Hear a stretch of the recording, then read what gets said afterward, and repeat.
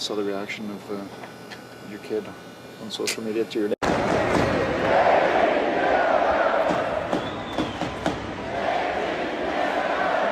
Yeah. Being chanted in the building. Yeah, that was pretty cool. My wife was telling me how special that was to, she said she couldn't really believe what was going on, and I never thought I'd be in a situation where that would be possible. So, it was a special moment for her, for sure. You've been here long enough. Are you starting to really feel the buzz about what's going on here in March, JT, whether it's on the ice or on the street? There seems to be a real collective buzz in town about where you guys are going and where you hope to go.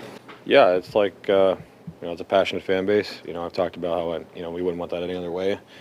And, this is the fun time of year, not just for us, for the fans in the city. And, they haven't had that in a while here. So it's, it's going to be a fun time. We really got to cliche try to stay in the moment here, but when that time comes, obviously it's going to be a much anticipated time for all of us. Can you take anything from the bubble experience? It was such an odd postseason, and some guys say the intensity level wasn't there because the crowds weren't there. Can you take anything from that experience? We had some special times as a team. That's the only thing you're really going to take away. I mean, the intensity is in the game, but there's just no emotion of the building. Obviously, that's a gigantic part of the playoff. So I'm not going to discredit the teams that went farther. It's a grind, and there were some our own battles we had to deal with, being away from family and being locked in a little bit of a prison, if you will, there. So it was a hard time, but we learned a lot. We had to spend a lot of time together as a team. So there's some special memories, for some of the guys that were there. For a guy like you who's been around a long time, you know about the postseason grind. JT, you've been to Eastern Conference Game 7 finals on home ice that didn't turn out the way you wanted to. Can you reflect on all that, or is that just an understanding of how difficult it is to get where you ultimately want to get? Yeah, I was young, under 25, I think, in all of those scenarios, other than the one Game 7 in the bubble. And, I definitely took it for granted when you're younger, and you realize how how hard it is and how hungry you want to be to get back there, because there's really no better time to play. I remember, Game 7 against Tampa, nothing going into the third, conference final. You'd do anything to be in that moment again, and it's been a long time. So it's I think it's the reason I am the way I am now, is I want to be there so bad, and I just love the process this team's gone through going back to August to get there. So it's a long ways to get to that moment, but it's just that mentality and that mindset of nothing going into the third in the playoffs. There's really, that's everything we work for. Are you guys more concerned with where you finish in the standings, or how you're playing when it's all said and done before the playoffs start? Yeah, I'm sure there's goals. We haven't really talked about goals or position or anything. We really do try to keep it as day to day as we can.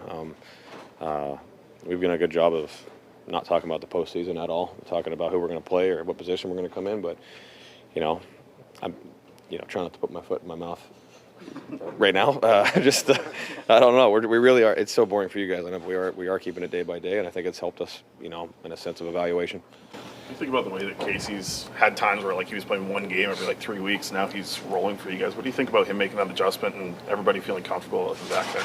I just feel like that, it happens a lot. And, in the NHL, you need your backup to step up for, a good team. And he's been unreal for us, the whole season. And he, we had, when I was in New York, Talbot stepped up for Hank when he got hurt. And we had some guys in Tampa step up for Vasi. You always have that situation. It's a sign of good teams when you can have the goalie depth that can help you guys out when your starter's not available. And, he's just been so steady, and you can see he's getting more and more confident as he goes. And, he's an awesome guy, so we're lucky to have him.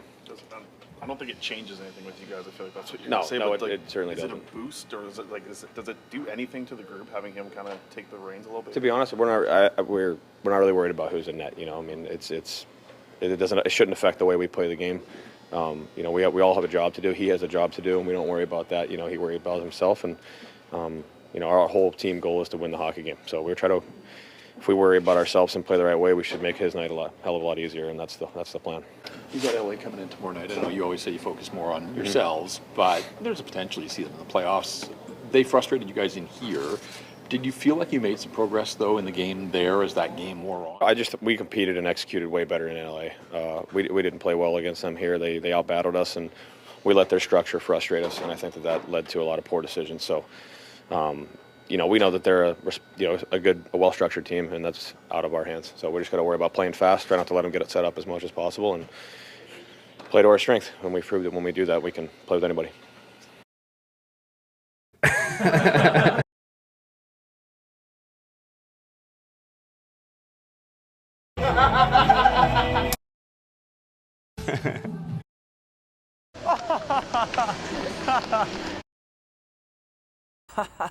Generational talent.